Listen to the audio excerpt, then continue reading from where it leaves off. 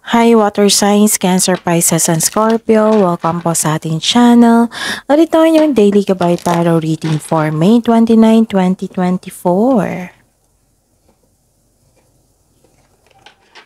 Please be reminded kung nakaresonate kayo, comment down.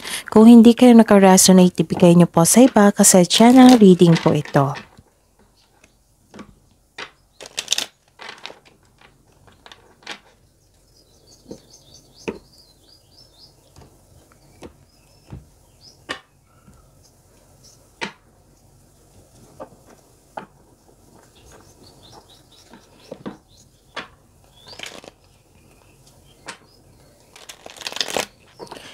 Gamitin ang reading na ito bilang gabay lamang. Please like, subscribe, and click bell button for notification para updated po kayo sa daily tarot reading natin. Maraming salamat po.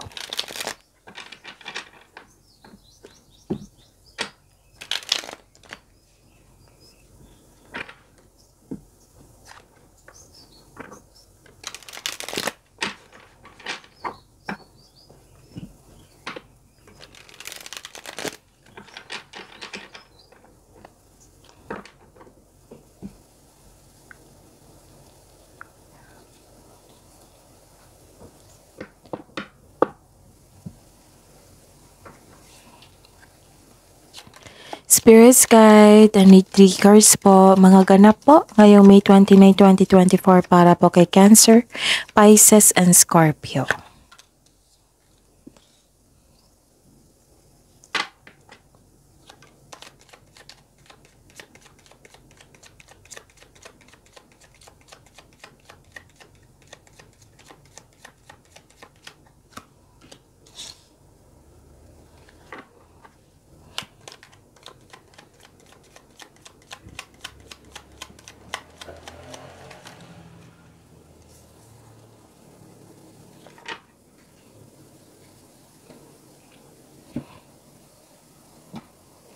Hingi tayo ng mensahe.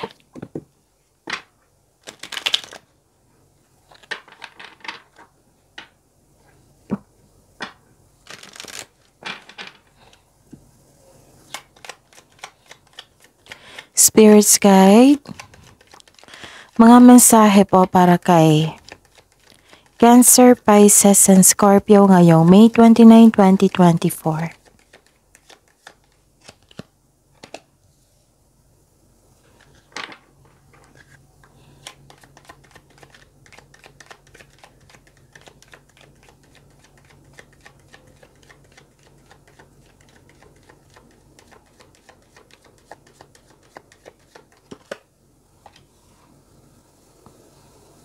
Okay.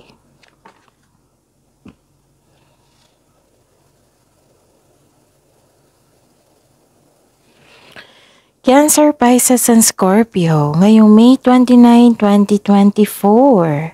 May nakita ko ditong malaki ang influence ng babaeng ito sa araw na ito. It might be magbibigay nito ng peace of mind or sakit ng ulo. And may nakita ko ditong unexpected message na na-receive nyo at bigyan nyo agad na ito ng solusyon, action, reaction. And this is movement also ha. May natanggap kayong mensahe, information, news. Tapos may nakita ko some of you may nakita kong estudyante dito. Pwedeng may concern sa study. Pwedeng nag-self-study kayo. Basta may nakita ko dito may hawak kayong libro or document sa araw na ito. Tapos may nakita ko dito nag-graduate. May nakita kong yung umakyat ng stage. Okay. May nakita ko dito nag-self-study para may makuhang knowledge, learnings. Okay? Rather than na may resulta na sa inyong pag-aaral. Ganon. Tapos may nakita din akong habang nag-self-study kayo, habang nagre-research kayo sa Google, sa social media, may nahanap kayong sagot.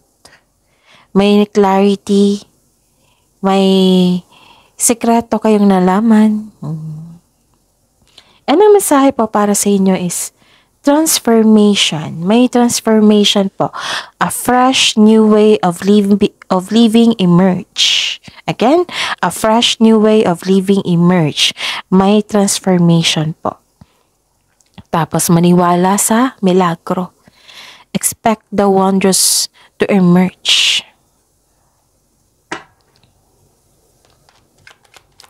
Spirits Guide, ano pang energy ni Cancer, Pisces sa Scorpio ngayong May 29, 2024?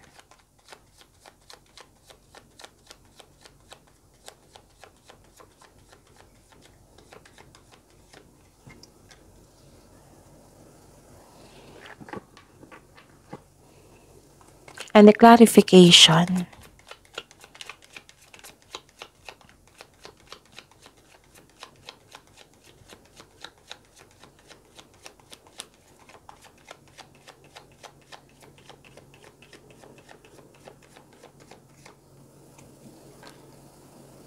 Okay.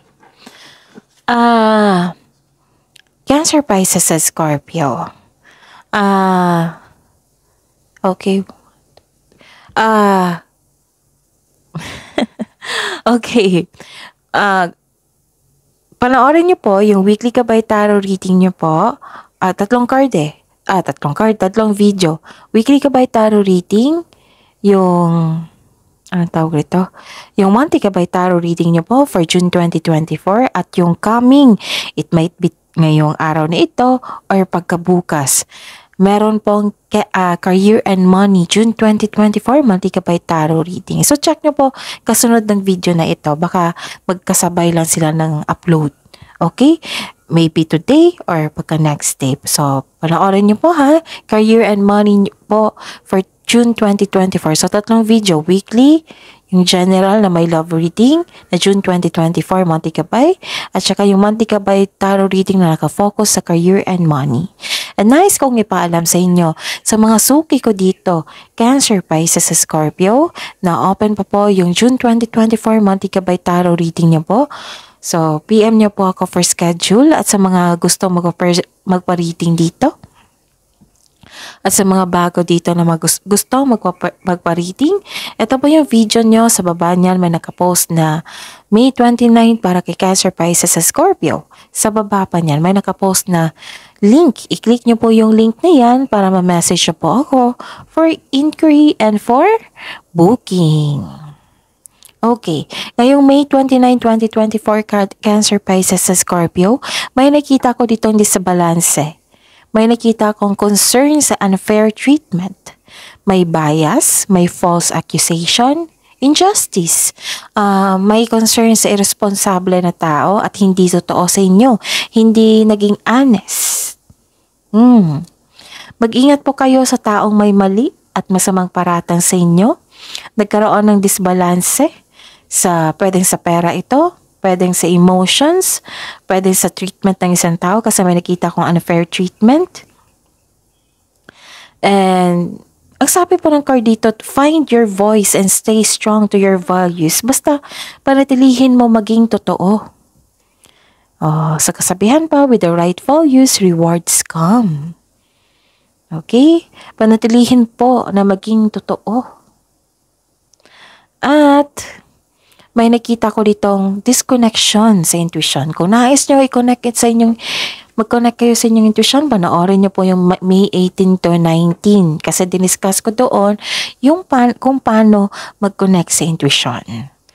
Okay? Kailangan nyo mag-connect sa inyong intuition kasi maaaring may mensahe ito para sa inyo. Kailangan mag-connect sa inyong intuition kasi ito yung magtuturo sa inyo kung ano, ito ang magsasabi kung ano, ang susunod na hakbang, ito ang magtuturo patungo sa right path, patungo sa success. Ito rin yung magsasabi sa inyo na kung sino yung hindi totoo sa inyo. So yun ha, connect sa inyong intuition and listen to your intuition. Okay? Kasi may nakita kong hidden motives, kaya kayo na-confuse, ini-ignore nyo lang ang mga nangyari. Nakikita ko rin dito ang pag-overthink, pag-overanalyze sa mga nangyari. Instead na magkaroon kayo ng Instead na magkaroon ka ng tiwala sa inyong sarili, nagre-rely kayo sa ibang tao, sa opinion ng iba. So, focus kayo muna.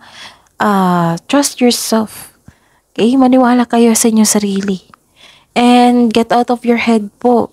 Kasi overthinking can steal your happiness and opportunity. Parati ko tong sinasabi sa inyo. Tapos, may nangyari na hindi mo alam. So, kailangan nyo talaga mag-connect sa inyong intuition.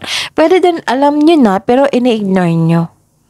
Na ang sabi ng card nyo, bigyan ng atensyon. Kasi, huwag nyong hantayin na lalaki pa ito. So, connect kayo sa inyong intuition, ha? Okay. Ano pa?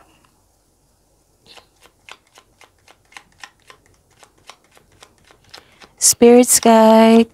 Career and money po ni Cancer Pisces sa Scorpio ngayong May 29, 2024.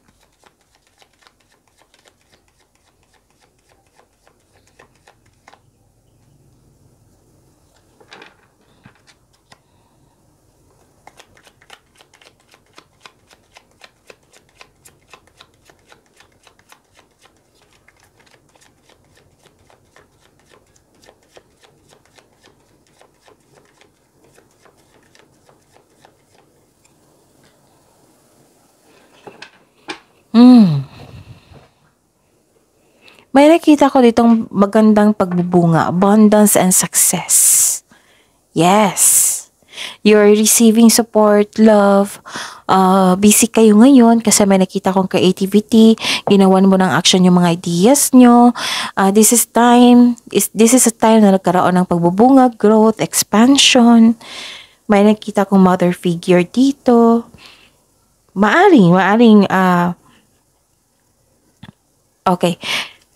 Okay, may mensahe dito na inalagaan nyo yung kaperahan nyo, ang inyong trabaho, marami kayong napagdaanan sa past, and yes, may nakita kong happiness dito, and pleasure, kasi may nakita kong development dito and success. This is money and creativity. Okay, may parating po na makaka-receive ka ng malaking pera which is expected nyo po ito or unexpected job opportunity. Okay? So, claim nyo po ito kasi magandang bunga to. The advice is you will need to be patient. Huwag kang mag-alala, darating po iyan. Okay? May pagbubunga, may pagbubungang mabuti. And this is also means abundance and success. Be happy with the results of your actions. Ito na yung pagbubunga sa inyong sipag at tiyaga. Resulta. Actually, may pagbabago dito. May nakikita akong pagbabago. Okay. Nagkaroon ng delay. Nagkaroon din ng hesitation. And yes, may nakita akong disappointment dito. Tapos, pwedeng disappointed kayo kasi delay ang pagdating ng pera, ng tao, ng bagay, or nagkaroon ng hesitation para gawin o gawa ng aksyon ng inyong mga plano o proyekto. Marahil, naghahanap ka ng timing. Ayaw mo na kasi mabigo, ayaw mo na masaktan. And be confident, sabi po ng card dito, at magkaroon ng mahabang pasensya. Kung kailangan naglumabas sa comfort zone, labas kayo kasi nasa labas po yung success. Success starts with every challenges. That is very normal. Kung magkakaroon ng challenge, may karugtong niyan is success. Walang success po sa comfort zone. Okay?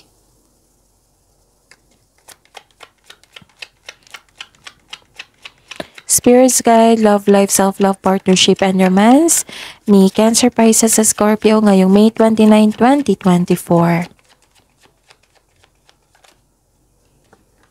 Kunin ko to.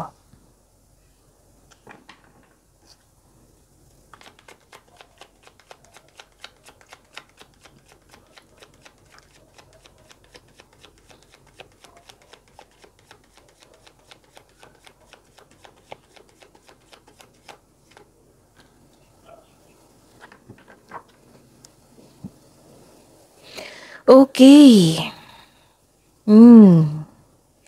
May nakita ko ditong dalawang card na po nagsabi na may delay. Naiinip kayo, disappointed kayo. Ayun. Actually, may natanggap kayong opportunity pero hindi nyo tinanggap dahil sa meron kayong dahilan. So, uncomfortable ka sa changes kasi may new beginning na naganap. So, uncomfortable kayo sa changes. Sabi po ng card dito, remember, this is only temporary. Okay? Ano pa? Kung nagkaroon ng delay, habaan ng pasensya, hintayin at make yourself busy. Okay? Kasi darating naman ito. Kung may naulit naman nangyari, then bigyan ng solusyon para hindi na maulit. Okay, ano pa?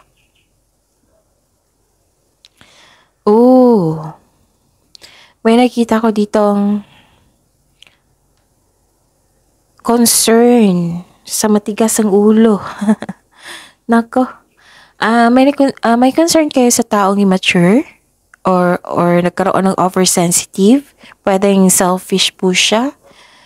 Okay, mag-ingat kayo sa sasabihin sa kanya kasi baka naging sensitive ito.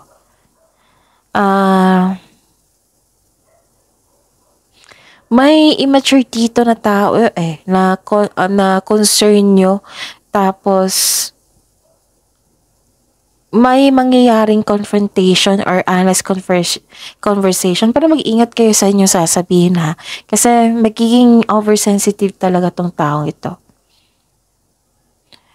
Tapos, may sabi po ng card nyo dito na wala na daw kayong time sa sarili. You're taking your life to, you may be taking life too serious, ganun. Masyadong seryoso na. Wala nang panahon sa sarili. Nagkaroon na ng disbalance. Okay? Yun. Ano pa pang, so, yun, delay. Ilang beses na sinabi dito, delay is all part of the process. Maghintay, habaan ng pasensya. Bigyan ng, kung may paulit-ulit na nangyari, bigyan ng solusyon. Kung nawalan kayo ng pag-asa, believe in sa milagro kasi may mensahe dito na expect the wonders to emerge and may pagbabago, yakapin pang pagbabago kasi itong pagbabagong ito is bagong pagkakataon. Yes, chances yan. May improvement po dyan. Tapos claim nyo po itong abundance sa inyo career and money. Kasi nakikita ko dito yung may magandang pagbubunga sa inyong career and money. Okay? And may dumating na opportunity na binigyan mo ng action or binigyan mo ng action para bago binigyan mo ng desisyon, nag-create kayo ng plano bago kayo gumawa ng desisyon. Ganon. Tapos, ayun. So, tingnan natin kung may repeating number.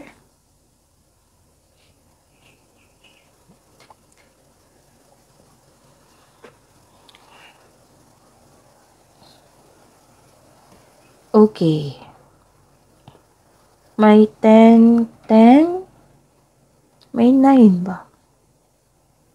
So, this is 11 So, may 1, 1 and 10, 10 and